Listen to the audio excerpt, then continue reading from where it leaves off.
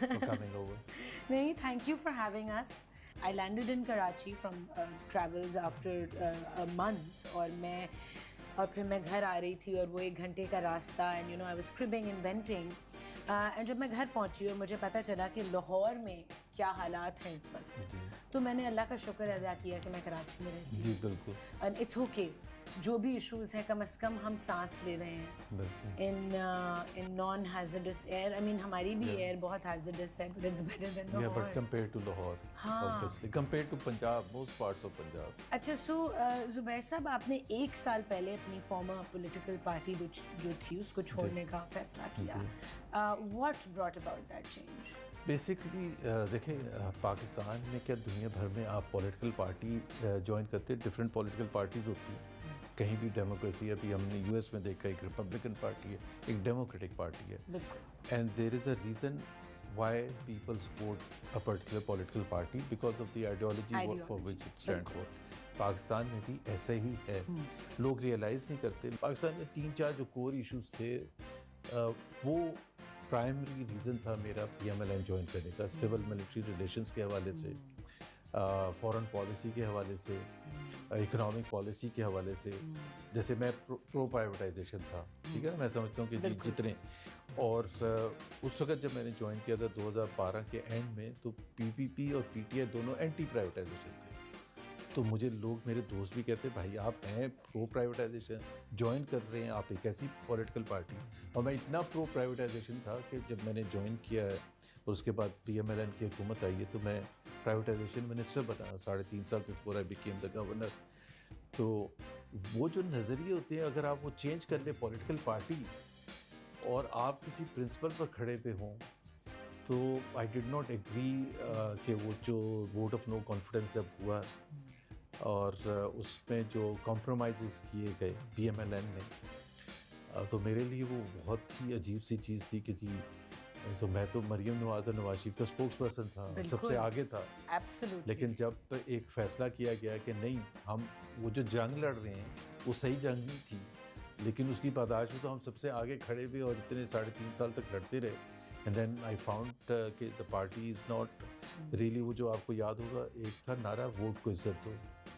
It was a very powerful बयानिया, और वो उसका एक बहुत डीप मतलब था कि अवाम के जो अवाम की राय ना, वो सबसे ज़्यादा इम्पोर्टेंट है. तो जब पार्टी ने कहा नहीं, अवाम की राय नहीं, एस्टैब्लिश नहीं, अपनी बात, आपने पावर में आना है तो 2 रास्ते हैं पाकिस्तान में होते हैं, या तो अवाम की ताकत से आए या एस्टैब्लिशमेंट की ताकत से आए.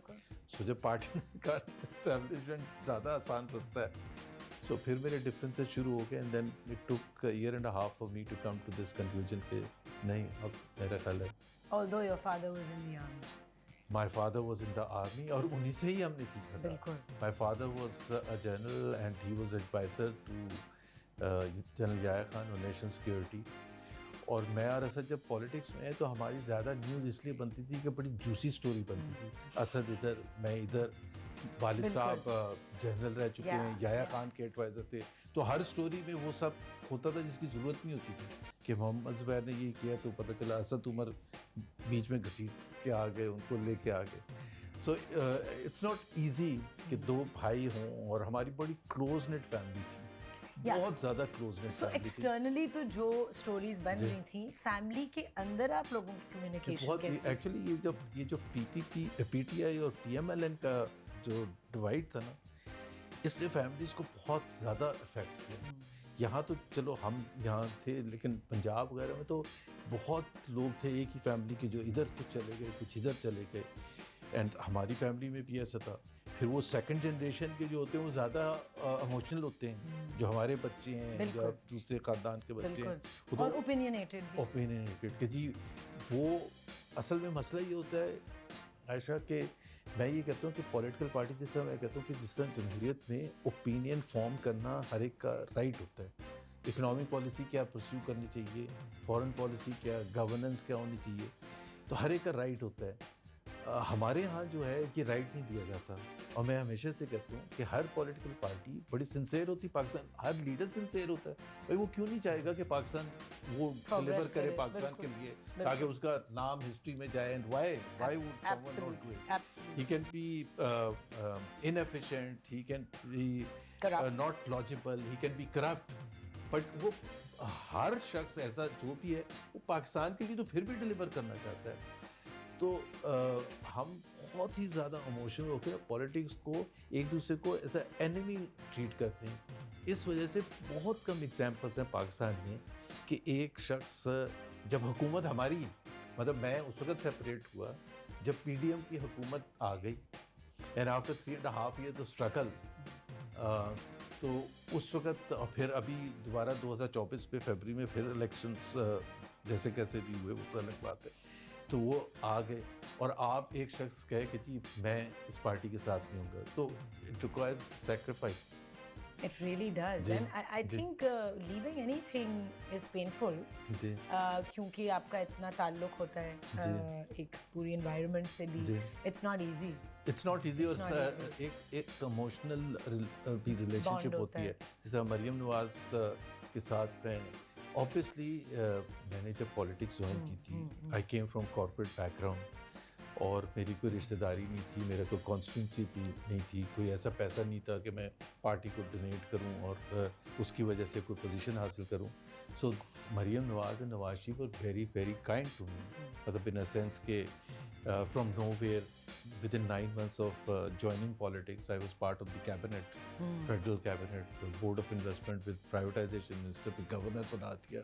फिर जब हम opposition में आए तो उसमें भी कह सकते सबसे important होता है स्पोक्स पर्सन पर नवाज शरीफ एंड मरियम नवाज, तो आई एम वेरी इंडेप्टेड उस हवाले से। लेकिन मेरा ख्याल है वो बहुत फिर और ज़्यादा मुश्किल होता है कि आप फिर ये कहें कि जी मैं sorry I can't be part of your team.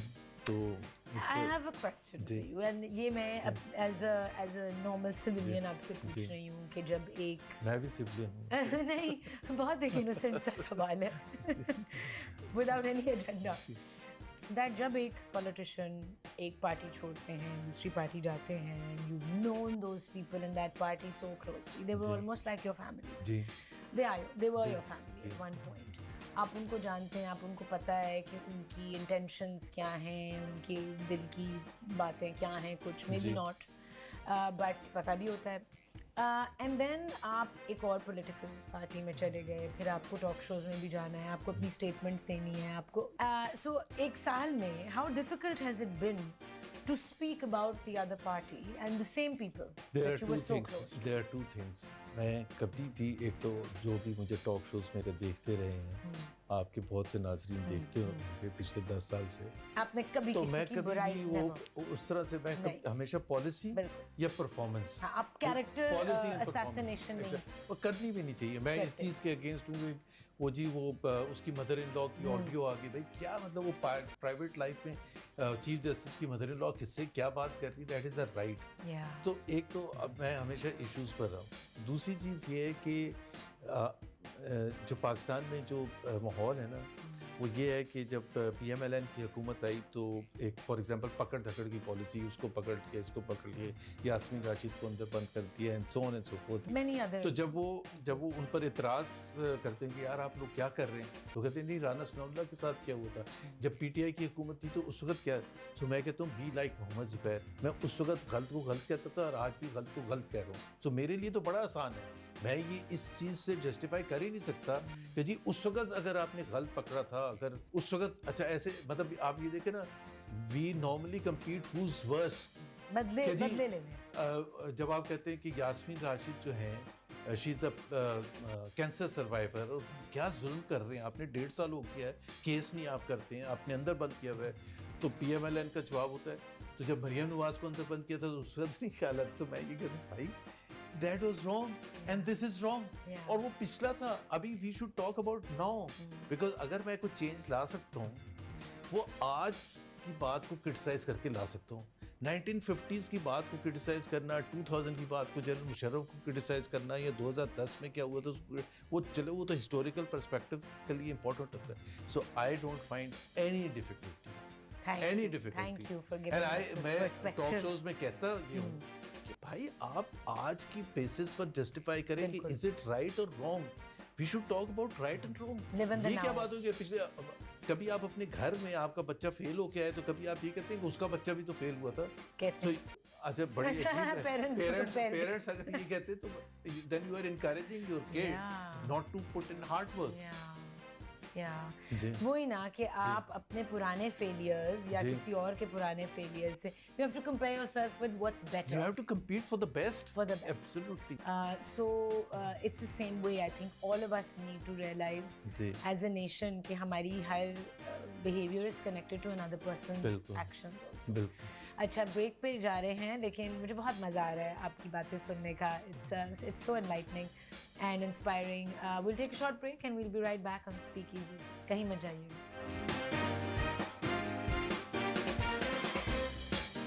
Welcome back to Speak Easy on 365 News. मैं हूँ आयशा उमर और मेरे आज के गेस्ट हैं Zubair Umar. Oh, I just realized we have the same surname. Oh. Mohammed Zubair Umar, who's kind enough to have let me and my entire team into his beautiful home. अपनी private space में लोगों को invite करना is not easy. I know that. चाहे आप जितने भी public figure क्यों ना हो. So being in front of the public I all the time और आपकी हर बात पे लोगों की नज़र, हर मूव पे, हर एक्शन पे, how was that for your family? Although ये माहौल तो आप लोगों ने बचपन से देखा है. नहीं बचपन से नहीं देखा था. मतलब मेरे फादर तो जब जनरल थे तो वो तो पब्लिक आई में तो नहीं थे ना. जनरल्स अच्छा उस वक्त के जनरल्स का और आज के बहुत डिफरेंस भी था. एनीवेज मतलब हमारे लिए तो एक बिल्कुल ही अजीब सी चीज़ थी. मतलब no one was had been in politics और ज़्यादातर जो हमारी अपनी फैमिली थी वो अगेंस्ट थी हमारे पॉलिटिक्स में जाने से. असद की भी और मेरी फैमिली तो भी. फिर और आप लोग लड़के गए? हमारे जो सबसे बड़े भाई हैं उन्होंने भी लड़के तो नहीं होता. हमारी एज ऐसी तो नहीं थी कि वे they could physically stop but they really communicated because Pakistan में जनरली पॉलिटिक्स को इतना अच्छे तरीके से नहीं देखा जाता. वो कहते हैं इतने साफ माहौल में हमने नौकरियां की हैं और बिल्कुल. कोई ऐसी चीज़ नहीं है जो कि अचीव नहीं किए तो why are we going into politics. So why were you? What आपने क्या रीजन दिया अपने फैमिली मेंबर्स को? Asad had gone through a process of evaluating कि जाए या ना जाए. वो अलग स्टोरी है. And he came to the conclusion and he discussed with us and so on. मेरा तो actually it was not intentional. It was a coincidence and in a space of 48 hours you could say मेरा पूरी ज़िंदगी change हो गई. Please tell us about this. मैं असल में हमारा यहाँ रेडियो भी एक चैनल है FM 107. बिल्कुल बिल्कुल बिल्कुल. तो मेरी एक इंटरेक्शन होती थी काफ़ी मीडिया वालों के साथ. टीवी वो उस वक्त इंडस होता था, बिजनेस प्लस होता था एंड बहुत से इनको चैनल्स को मैं एडवाइस कर रहा था, मैनेजमेंट कंसल्टेंसी कर रहा था. Really? तो एक दफ़ा मैं लाहौर में था तो मुझे किसी ने मिलवाया शहबाज शरीफ से. And this is the first time I'm meeting him.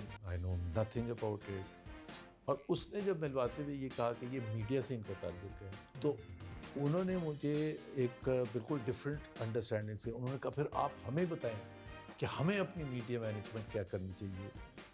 तो मैंने कहा actually I am a supporter of PMLN and I don't think so you have a media policy as such.